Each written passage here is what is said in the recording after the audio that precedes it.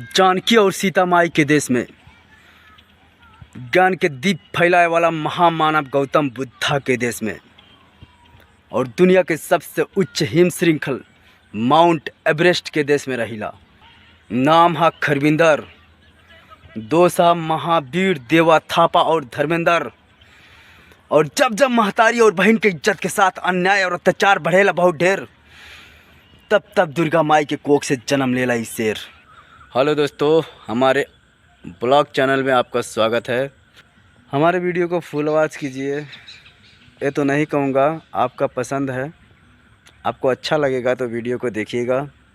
और जैसा मैं हूँ, रास्ते में चलकर आ रहा हूँ तो उस समय पर बहुत सारा ऐसा लोग आते हैं, मुझे पूछते हैं तुम कहाँ के रहने वाले हो, क्या करते हो, कहाँ तेरा घर है, तेरा देश का नाम क्या है, तेरा पहचान क्या है। इस तरीके से सवाल करते हैं और मुझे घेर लेते हैं और ज़्यादा धमकी दिखाते हैं और ज़्यादा गुस्से में रहते हैं, आने जाने के लिए नहीं देते हैं। तो उसमें रोक छेक करते हैं और बाधा दिक्कत आती है। उस समय में मैं गुस्सा से बोलता हूँ, वही डायलॉग बोलता हूँ आपके सामने। और जो आपने सुना है उसको एक बार और रिपीट करके बोलूँ तो सुनिएगा दोस्तों, वीडियो को स्टार्टिंग से लास्ट तक देखिएगा और इस बात को समझिएगा क्या मैं कहना चाहता हूँ।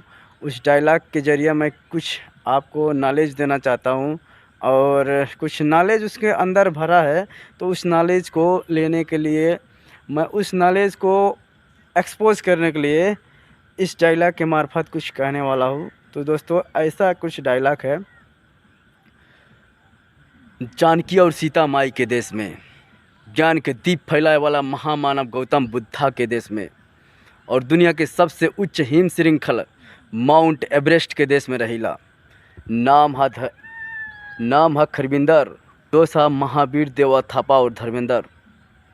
और जब जब महतारी और बहन के इज्जत के साथ अन्याय और अत्याचार बढ़ेला बहुत ढेर, तब तब दुर्गा माई के कोख से जन्म लेला इस शेर।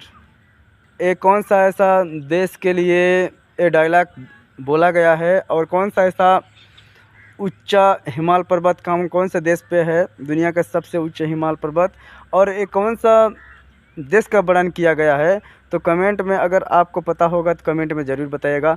दोस्तों, आज की वीडियो इतना ही था। अगले वीडियो में फिर मिलेंगे एक नया तरीके और नया नॉलेज के साथ।